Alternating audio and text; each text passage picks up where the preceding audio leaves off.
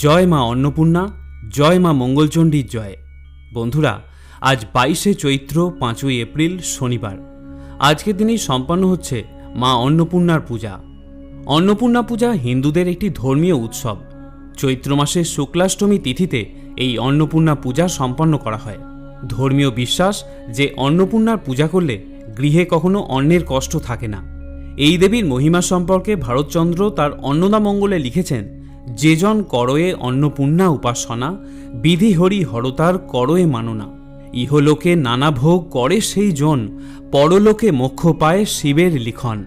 উত্তরপ্রদেশের বারাণসীতে দেবী অন্নপূর্ণার একটি বিখ্যাত মন্দির রয়েছে, সে কথা আমরা সকলেই জানি।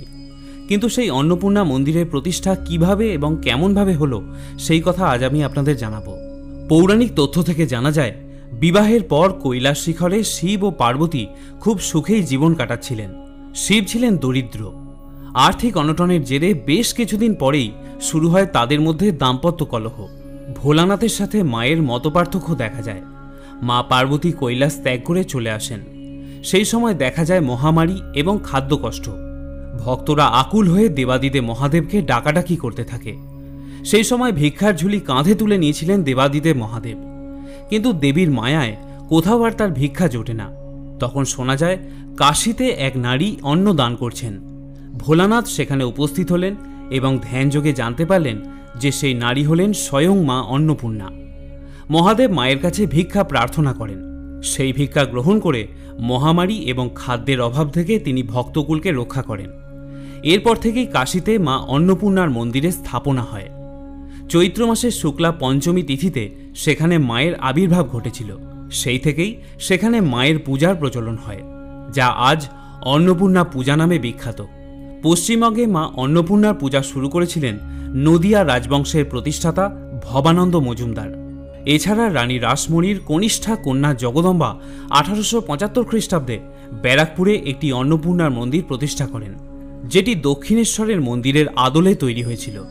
এই মন্দিরে বিরাজমান অষ্টধাতুর অন্নপূর্ণা এবং মহাদেব। আপনারা যদি সুযোগ পান তাহলে সেই মন্দির একবার হলেও দর্শন করে আসবেন। মা দুর্গার অনেক রূপের মধ্যে অন্যতম হল মঙ্গলচণ্ডীর রূপ। তাই অনেকেই হয়তো মায়ের উদ্দেশ্যে আজকের দিনে ব্রত রেখেছেন।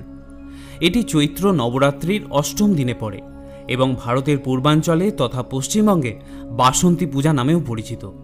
এখানে বলে রাখি, অন্নপূর্ণা হল পার্বতীর এক রূপ, যিনি খাদ্যের মাধ্যমে বিশ্বকে পুষ্ট করেন, সমগ্র জগৎকে লালন পালন করেন। তাই যে ব্রতকারী আজকের দিনে মা অন্নপূর্ণার ব্রত রাখেন এবং ব্রতকথা শ্রবণ করেন, তার গৃহে কখনো অন্নের অভাব হয় না। আজ এই ভিডিওতে আমরা শ্রবণ করব মা অন্নপূর্ণার হরিশ মঙ্গলচণ্ডীর ব্রতকথা। আপনাদের কাছে অনুরোধ করব, ব্রতকথাটি সম্পূর্ণ শ্রবণ করার পর কমেন্ট সেকশনে একবার জয় অন্নপূর্ণা লিখে যেতে। তাহলে শুরু করছি চৈত্র মাসের শুক্লপক্ষের অন্নপূর্ণা মায়ের ব্রতকথা। জয় মা অন্নপূর্ণা, জয় মা মঙ্গলচণ্ডী। হরিশ মঙ্গলচণ্ডীর ব্রতকথায় বলা হয়েছে, এক গ্রামের এক গয়লা বউ সেই গ্রামেরই এক ব্রাহ্মণীর সঙ্গে সই বা বন্ধুত্ব পাতিয়েছিল। এদের মধ্যে ভাবও ছিল খুব। প্রত্যেক বছর বৈশাখ মাসে ব্রাহ্মণী হরিশ মঙ্গলচণ্ডীর ব্রত করতেন এবং গয়লা বউও তার ব্রত করা দেখত। এইভাবে কিছুদিন যাবার পর গয়লা বউয়েরও এই ব্রত করার ইচ্ছে হলো এবং সে ব্রাহ্মণীকে জিজ্ঞাসা করল যে এই ব্রত করলে কি ফল হয়। ব্রাহ্মণী তার কথা শুনে বললেন যে এই ব্রত করলে জীবনে কারুর চোখের জল পড়ে না, উল্টে তার সারা জীবন কেটে যায় খুব আনন্দে। গয়লা বউয়ের আর আনন্দ ধরে না। সে ধরে বসল ব্রাহ্মণীকে আর বলল যে সেও এই ব্রত করতে চায়। ব্রাহ্মণী গয়লা বউকে অনেক বোঝালেন। তিনি বললেন, তুমি পারবে না সই, এই ব্রত করা খুবই কঠিন। কিন্তু গয়লা বউ তার কোনো কথাই শুনতে চাইল না। শেষ পর্যন্ত ব্রাহ্মণী বাধ্য হয়ে তাকে ব্রতের সব কথা বলে দিলেন। এরপর বৈশাখ মাস পড়ার সঙ্গে সঙ্গে গয়লা বউও এই হরিশ মঙ্গলচণ্ডীর ব্রত করতে আরম্ভ করল। এইভাবে দুটো ব্রত করার পরেই মা মঙ্গলচণ্ডীর তার উপর দয়া হলো, আর তার সঙ্গে সঙ্গে ঐশ্বর্য এবং সুখ সমৃদ্ধিতে ভরে উঠল গয়লা বউয়ের সংসার। এর আগে গয়লা বউ খুবই গরিব পরিবারের ছিল, কিন্তু এখন তার এত ধন দৌলত হওয়ার ফলে সে কেমন যেন ব্যতিব্যস্ত হয়ে পড়ল। সে আর সহ্য করতে পারল না তার অবস্থার এই পরিবর্তন। তার মাঝে মাঝেই কাঁদতে ইচ্ছে করত, কিন্তু যার এত ঐশ্বর্য তার কান্না আসবে কেমন করে। শেষে গয়লা বউ আবার গিয়ে ব্রাহ্মণীকে ধরে বসল আর বলল, সই, আমি আর এসব সহ্য করতে পারছি না। ইচ্ছে হচ্ছে খুব খানিকটা কাঁদি। তুমি আমায় বলে দাও সই, কি করলে আমি খানিকটা কাঁদতে পারবো। গয়লা বউয়ের কথা শুনে ব্রাহ্মণী তো একেবারে আশ্চর্য হয়ে গেলেন। তিনি বললেন, সে কি সই, তুমি কাঁদবে কেন? তোমার এমন সুখের সংসার হয়েছে, এত আনন্দ ভোগ করছো, এতে কাঁদতে আবার কেউ চায় নাকি? এ যে হরিশ মঙ্গলচণ্ডীর ব্রত, এই ব্রত করার ফলে শুধু আনন্দই হয়, কান্নাকাটি এর কাছেই আসতে পারে না। আমি তো আগেই তোমাকে বলেছিলাম যে এই ব্রত করা খুবই কঠিন, তখন তুমি শুনলে না। এখন কাঁদতে চাইলে চলবে কেমন করে বলো?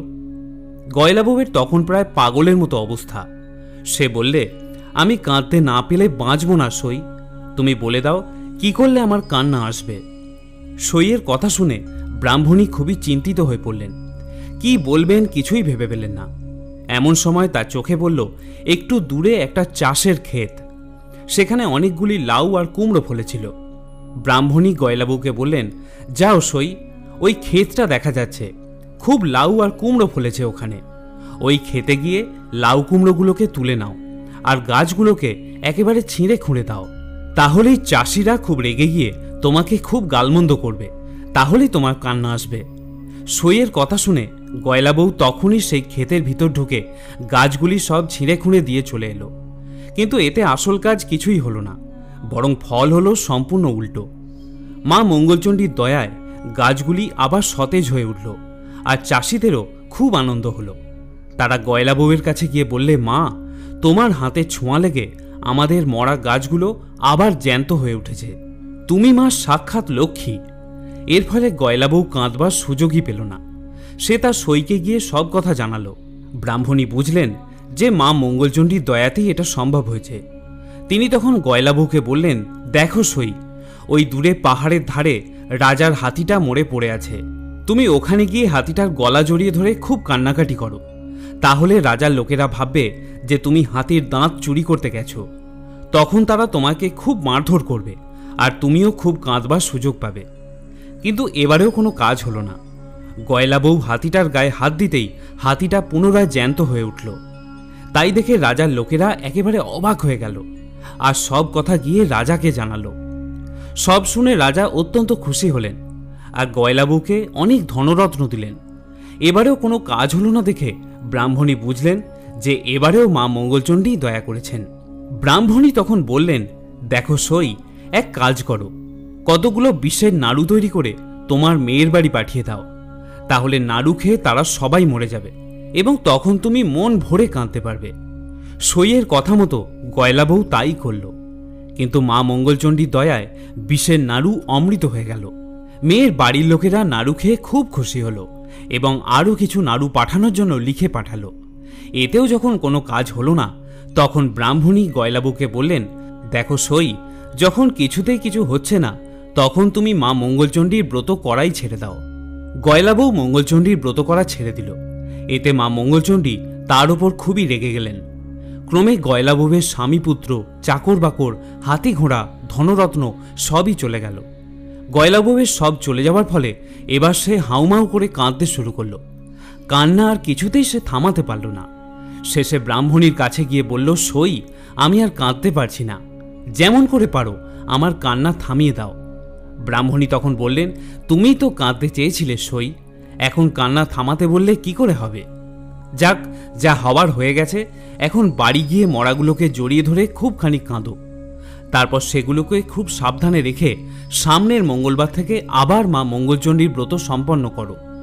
সইয়ের কথা শুনে গয়লা বউ বাড়ি ফিরে এসে ব্রাহ্মণীর কথা মতো কাজ করল আর খুব খানিক মাথা খুঁড়ে কাঁদবার পর মা মঙ্গলচণ্ডীর পুজো আর স্তব করা শুরু করল এবং সব শেষে দুহাতে মায়ের ঘর ধরে মাকে খুব ডাকতে শুরু করল। এমন সময় সে শুনতে পেলেও কে যেন বলছে, আর কখনো এমন কাজ করিসনি, যা, তোর আর কোনো ভয় নেই, এই ঘটের জল মরাগুলোর গায়ে ছিটিয়ে দে, তাহলেই দেখবি সবাই বেঁচে উঠবে। ঘটের জল ছিটিয়ে দেওয়ার ফলে গয়লা বউয়ের সবাই মা মঙ্গলচণ্ডীর দয়া জীবিত হয়ে গেল আর তার আগের অবস্থাও ফিরে পেল। গয়লা বউ তখন খুব শুদ্ধাচারে মায়ের ঘরটি তুলে রেখে ছুটে গেল ব্রাহ্মণীর কাছে। তাকে সব কথা জানালো আর তার পা জড়িয়ে ধরে তার আশীর্বাদ চেয়ে নিল। এদিকে গয়লা বউয়ের এই অবস্থার পরিবর্তনের ব্যাপার দেখে পাড়াশুদ্ধ সবাই অবাক হয়ে গেল আর গয়লা বউকে ধন্য ধন্য করতে লাগলো। বলা হয়, হরিশ মঙ্গলচণ্ডীর ব্রত যেই নারী করে, সব দুঃখ চোখের জল মা তার হরে। শ্রোতা বন্ধুরা, যদি এই ব্রতকথা এবং অন্যান্য তথ্য জেনে আপনি সমৃদ্ধ হন, তাহলে ভিডিওটিতে অবশ্যই একটি লাইক করবেন। সকলে ভালো থাকুন, সুস্থ থাকুন। করুণাময়ী মা মঙ্গলচণ্ডী আপনাদের মঙ্গল করুন।